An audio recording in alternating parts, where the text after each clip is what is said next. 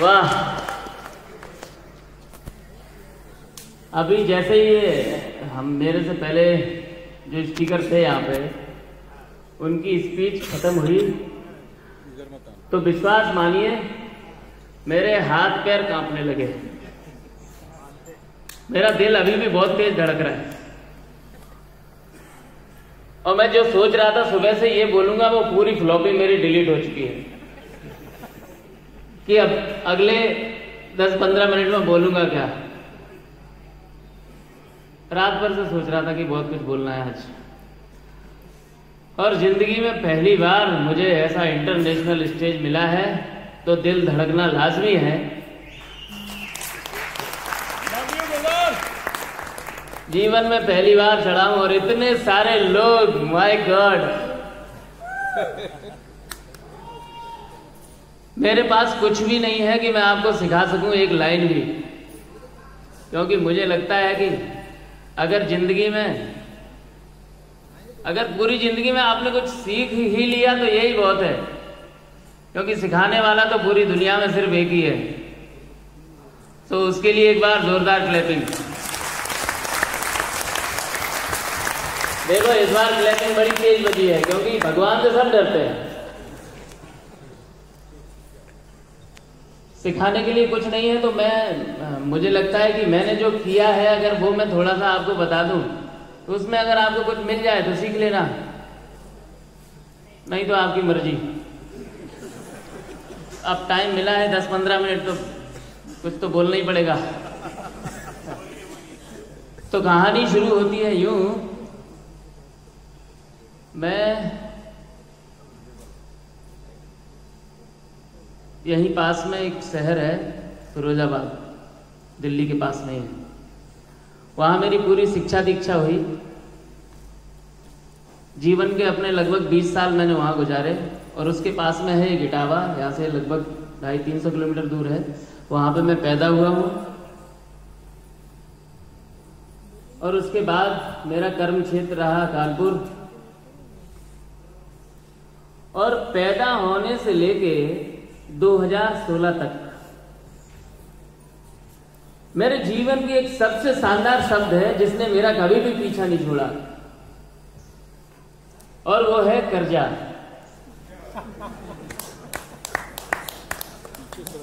मुझे जब से मुझे कुछ याद आ रहा है। ओ भाई साहब मेरी सीट पे मत बैठो।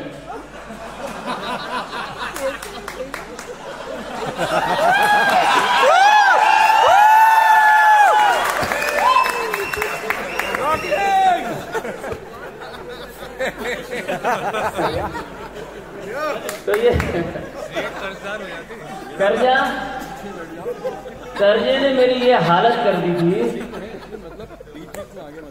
लगभग 14 साल की उम्र से मैं पैसे का आविष्कार कर रहा था। 14 साल पे मैंने जब स्कूल की छुट्टियां होती ना तो 2-3 महीने जब छुट्टियां होती थी तो मैं कहीं पे काम जॉब के लिए जाता था। वहां मेरे को 20 रुपए मिलते थे एक दिन में, सुबह से लेके शाम तक 20 रुपए दिहाड़ी मिलती थी। तो ऐसे करके मैंने काम शुरू किया। फिर धीरे धीरे हर साल पढ़ता भी था और 2-3 महीने काम भी करता था। ऐसे करके शुरू से पैसे का चस्का लग गया मुझे, और चस्का लग गया तो मैं बड़े सपने देखना शुरू कर दिया। कुछ अच्छे लोगों की संगत में आ गया था शुरू में ही। तो मैं क्या करता था, मुझे लगता था कि कोई भी कुछ भी कर सकता है इस दुनिया में आके, चाहे आप किसी भी बैकग्राउंड से। मेरे पिताजी को 80 रुपए 100 रुपए मिलते थे, उसमें वो हम दोनों लोगों को पढ़ाते थे, 2 भाई। आप सोच लो आप कैसे होता होगा। तो कोई भी कुछ भी कर सकता है। अब सपने इतने बड़े देखने लगा, अब वो पूरे कैसे होंगे। तो उसके लिए क्या करता था मैं, जितने भी मेरे यार दोस्त रिश्तेदार, मेरे को जो चीज पसंद आती थी उस चीज को खरीदने की मैं जुगाड़ करने लगता था। अब उस जुगाड़ के लिए चाहे भले ही कर्जा लेना पड़े मुझे। और मैंने कर्जा लेके, कोई गाड़ी पसंद आ गई, दोस्तों से पैसे ले लिए, गाड़ी खरीद ली, ठीक है। लेकिन ऊपर वाला क्या है, ऊपर वाले को कोई मतलब नहीं है कर्जा ले रहा है। आप जो सोचते हो ना वो करवा देता है।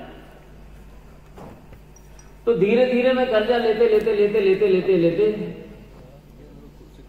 एक दिन बहुत बड़ा आदमी बन गया।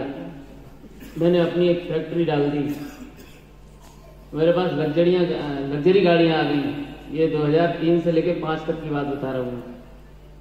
बहुत शानदार जिंदगी चल रही थी और जिंदगी एकदम से फिर से डाउनफॉल आया मेरे बिजनेस में। फिर से मैं फुटपाथ पे आ गया और फुटपाथ पे आने के बाद फिर से मैं कानपुर गया।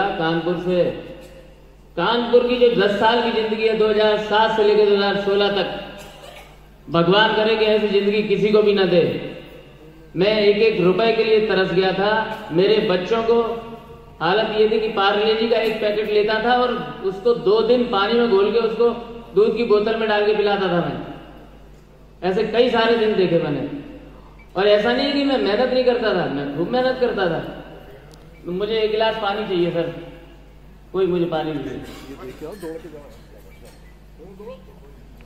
Thank you sir. आपको पानी देंगे, वही बचाएंगे आपके। मेहनत तो बहुत करता था, लेकिन अब ये समझ में नहीं आया कि मेहनत का फल क्यों नहीं मिल रहा था। तो इसी दौरान मुझे किसी ने इंदौर किसी काम के लिए भेजा था 4 दिन के लिए, 2016 अक्टूबर। इंदौर आ गया तो किसी ने घर पे बुलाया, चाय पी रहा था। तो वो आदमी बोला जिसके घर में चाय पी रहा था कि जापान से एक कंपनी लॉन्च हुई है अभी कुछ महीने पहले, और मैंने सुना है कि उस कंपनी का प्रोडक्ट बहुत महंगा है। मैंने कहा कितने पैसे का है? बोला पैसे का नहीं है, वो प्रोडक्ट 3 से 4 लाख रुपए में आता है। अच्छा, अपनी हालत ऐसी थी उस टाइम की जेब में 10 रुपए भी नहीं थे। 3 से 4 लाख रुपए में आता है। हम लोग तो 10, 20, 50 रुपए के प्रोडक्ट पे काम करने वाले थे। मैं बिल्कुल सही बताऊंगा, आप लोग भरोसा करना मेरी बात पे। जिंदगी में पहली बार एक ऐसी बात पे भरोसा हुआ जिस पे मैं कभी सोच भी नहीं सकता। जैसे ही उसने बोला कि 3-4 लाख रुपए का प्रोडक्ट है, तो मेरे दिल में जैसे घंटियां बजने लगी। मेरे को इतनी अच्छी फीलिंग आई, मुझे लगा यार 4 लाख रुपए का प्रोडक्ट है तो कम से कम 25% तो कमीशन देती होगी कंपनी। इसका मतलब अगर एक मशीन पे 1 लाख रुपया मिलेगा और अगर मैंने 100 मशीन बेच दी तो 1 करोड़ रुपया मेरा। ऐसी मैं काल्पनिक दुनिया में घूमने लगा। उससे मैंने और जानकारी लेने की कोशिश करी, और जानकारी तो नहीं दे पाया क्योंकि तब शुरुआत में लोग थे भी नहीं। मेरे ख्याल से 100-200 मशीन लगी होंगी पूरी इंडिया में उस टाइम। तो कुछ समझ नहीं आ रहा था। फिर मैंने YouTube से 4 लोगों के नाम सिलेक्ट किए, उनसे बात करी, और उसमें से सिर्फ एक आदमी है जिसने मेरी जिंदगी बदलने के लिए मुझे बोला कि मैं इंदौर आ सकता हूं, और 3 लोगों ने मना कर दिया कि मैं अभी नहीं आ सकता। कोई बोला मैं अभी न्यूयॉर्क में बिजनेस बिल्ड कर रहा हूं, कोई बोला मैं अभी बेंगलोर से आ नहीं सकता, तुम इधर आ जाओ। एक हैदराबाद को किया था, उन्होंने भी मना कर दिया। और कमाल की बात है, वो जो 4 कॉल किए थे उन 4 में से जो 3 लोग जिनके नीचे मैं ज्वाइन हो सकता था, वो तीनों इस भीड़ में नहीं है आज।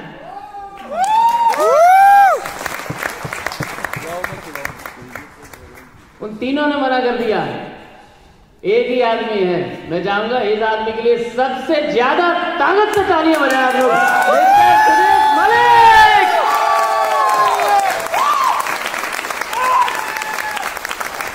बात सोचिए, अगर उन 3 की तरह अगर ये भी अगर ना आते इंदौर, क्योंकि 3 ने तो मना कर ही दिया था, अगर ये भी मना कर देते तो हो सकता है मैं आज वो चिल्लर 2-4 रुपए बटोर रहा होता कहीं किसी छोटे मोटी कंपनी में। So sir, thank you very much. और मेरे मोबाइल में आप लोग कोई भी देख सकते हो, सिर्फ पूरी मोबाइल में सिर्फ इकलौता नाम है जिस नाम के आगे श्री लगा हुआ है। कोई दूसरा नाम श्री के नाम से नोट नहीं है। ये मेरी पूरी टीम जानती है, क्योंकि भाई साहब अगर अपलाइन जिसने आपको इस बिजनेस में उतारा है, पूरी दुनिया आपके विरोध में हो जाए, जब भी आपको चयन करना हो डाउनलाइन और अपलाइन में, तो आप चुपचाप अपलाइन की तरफ खड़े हो जाना है। क्योंकि अगर अपलाइन के साथ हो तो बिजनेस आपका रहेगा अप,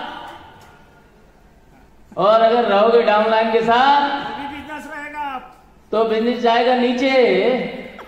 तो अपलाइन, क्योंकि अपलाइन के साथ इसलिए रखो, हमेशा आपका अपलाइन आपके बिजनेस को अप करने की कोशिश करेगा और सिर्फ वही सलाह देगा जो आपके लिए बेहतर होगी। तो जब मेरे ज्वाइनिंग करने की समय आया तो मेरे पास पैसे नहीं थे, मैं बहुत परेशान, लेकिन मैं मलिक जी से बोल नहीं पाया उस टाइम कि मेरे पास पैसे नहीं है। उन्होंने बोला एक मशीन का इंतजाम करना, मैं आ रहा हूं। मैंने कहा ओके सर। तो मैंने वहां, इंदौर मेरे लिए बिल्कुल नया शहर था, उस नए से मैं एक आदमी को भी नहीं जानता था। मैंने फटाफट, क्योंकि नुक्कड़ की दुकान पे जाने की मेरी आदत थी, तो वहां जाके मैंने एक नया दोस्त बनाया। उस नए दोस्त से मैंने इतनी गहरी, मतलब क्या बोलते हैं उसको, भावनात्मक, इमोशनल इंटेलिजेंसी का यूज किया और उसको अपना दोस्त बनाया। उससे बोला कि 1.5 लाख रुपए का इंतजाम कर दे। अगर तुमने 1.5 लाख रुपए का इंतजाम कर दिया तो समझ लो इतना मजा आएगा, मैं बहुत पैसे कमाऊंगा और तुम भी बहुत पैसे कमाओगे। वो आ गया मेरे जाल में, क्योंकि कर्जा लेने की तो मेरी आदत थी, तो वो टेक्निक मेरे को पता थी कि किसी से कर्जा कैसे लिया जाए। तो उस टेक्निक को मैंने वहां भी यूज कर लिया। और नए आदमी, कसम से, सिर्फ 4 दिन पुरानी दोस्ती थी, मात्र 4 दिन पुरानी दोस्ती। और उस आदमी के लिए एक बार जोरदार क्लैपिंग, मिस्टर हिमांशु शर्मा। और मजेदार आदमी, वो आदमी 2 दिन पहले ही नौकरी छोड़ा था, तो उसने भी सोचा कि शायद ये भगवान ने भेजा है मेरे लिए, मेरी नौकरी तो छूट ही गई। तो हिमांशु जी मेरे को बोले कि यार पैसे नहीं है। मैंने कहा तो अपने रिश्तेदारों से ले लो। हिमांशु जी अपनी सिस्टर, मेरे सामने की बात है, सिस्टर को फोन लगाए, देख बहन 1.5 लाख रुपए दे दे, मुझे बहुत बड़ा बिजनेस शुरू करने जा रहा हूँ। मैं सुन रहा था, लाउड स्पीकर पे फोन था, तो उधर बहन की आवाज मुझे आज भी याद है बहुत अच्छे से। बहन बोली हिमांशु जी से, देख तुझे मैं ये आखिरी बार 1.5 लाख रुपए दे रही हूँ, इसके बाद तुझे 1 रुपया नहीं दूंगी पूरी जिंदगी में। तूने मांग मांग के मेरी हालत खराब कर दी है, मुझे गरीब बना दिया। तो मैं हिमांशु से ऐसे आंख मार के बोल रहा था, ले ले आखिरी बार ले ले, इसके बाद कभी नहीं मांगना पड़ेगा। तो ऐसे करके भैया लग गई हमारी आईडी, और आईडी लगने के बाद सर का पदार्पण हुआ इंदौर में। और हम लोगों ने पहली मीटिंग जो इंदौर में करी थी, जहां मुझे कोई नहीं जानता था, उस मीटिंग में 70 लोग थे। मुझे कोई नहीं जानता था, अजनबी लोगों को मैंने इनवाइट किया, 70 लोग। माय गॉड, उस दिन मुझे ये भरोसा हो गया कि ईश्वर साक्षात मेरे साथ है। और उस दिन के बाद जैसे ही मैंने बिजनेस शुरू किया, और 7 दिन के बाद मोदी जी ने नोटबंदी कर दी। और मैं अकेला बैठा हूं इंदौर में, मुझे कोई जानता नहीं। कमरे का 10,000 रुपए का घर ले लिया था किराए पे। मेरे को जो खाना खिलाता था वो उधार खाना खिलाता था। 40 रुपए का टिफिन सुबह आता था, 40 रुपए का शाम को। और टिफिन वाले से मैं हमेशा बोलता था, देख मेरे पास पैसे नहीं है, लेकिन मैं एक बहुत ईमानदार आदमी हूँ, जैसे ही मेरी एक मशीन भी बिकेगी मैं तुझे पैसे दे दूंगा खाने के, लेकिन मुझे खाना खिलाते रहना। अब जिसको प्लान दिखाने जाओ, जिसको मशीन की बात करने जाओ, वो बोले यार अभी नहीं, कैश लेना है तो ले ले। मैंने कहा कैश तो कंपनी लेती नहीं। सब लोग, अब कोई मशीन नहीं खरीदा। मतलब ज्वाइनिंग होने के बाद 2-3 महीने तक मैं उधार खाना खाया, फ्री में, उधारी में खाना खाया। अब लेकिन वहां 4 महीने कटे कैसे? भाई साहब मेरी कहानी पूरी हो जाने देना, बस ज्यादा 2-4 मिनट ज्यादा लूंगा बस।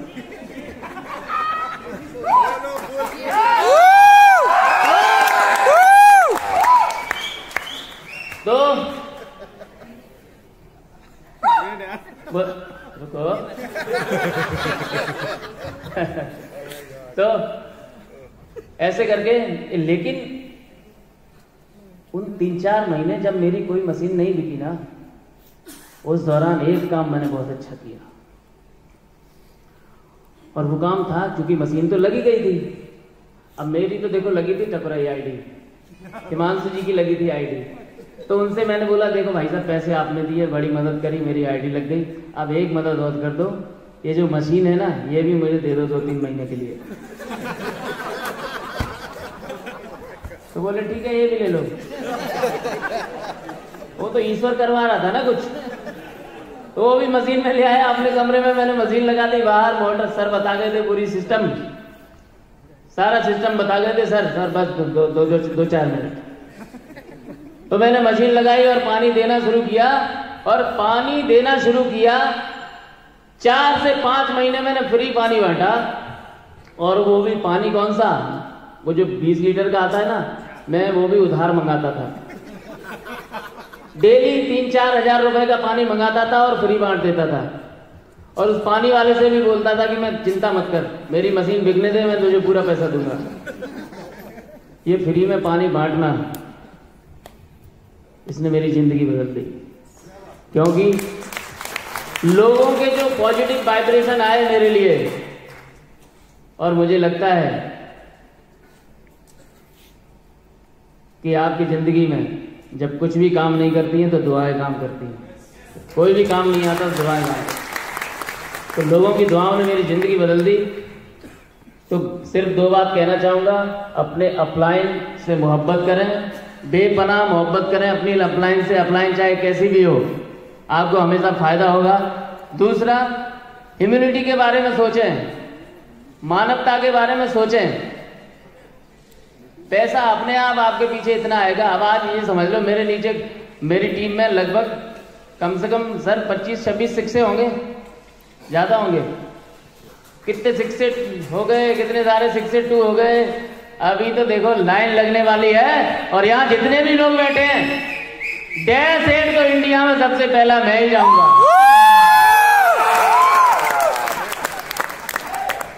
यहाँ जितने भी मेरे अपलाइन और डाउनलाइन है, सबको चैलेंज है मेरी तरफ से। और भाई साहब आज से अगर मेहनत करना शुरू कर देना तेजी से, नहीं तो आप सब लोग मुझे फ्लावर बुके दोगे, और आप बोलो तो डेट भी निर्धारित कर दूं आज ही, राइट। तो अब मुझे नहीं तो उठा लिया जाएगा स्टेज से, तो मैं चाहूंगा एक बार मिस्टर ओशिरो जी के लिए जोरदार क्लैपिंग। और अगली बार जब भी मैं कन्वेंशन में आऊंगा तो मैं स्पेशली इनसे 1 घंटे का समय मांगूंगा, क्योंकि अभी तो मेरी धड़कन ही शांत हुई है। अब बोलने में मजा आ रहा था और ये कह रहे हैं भागो यहाँ से सर। लेकिन thank you very much, thank you. मैं जाऊं?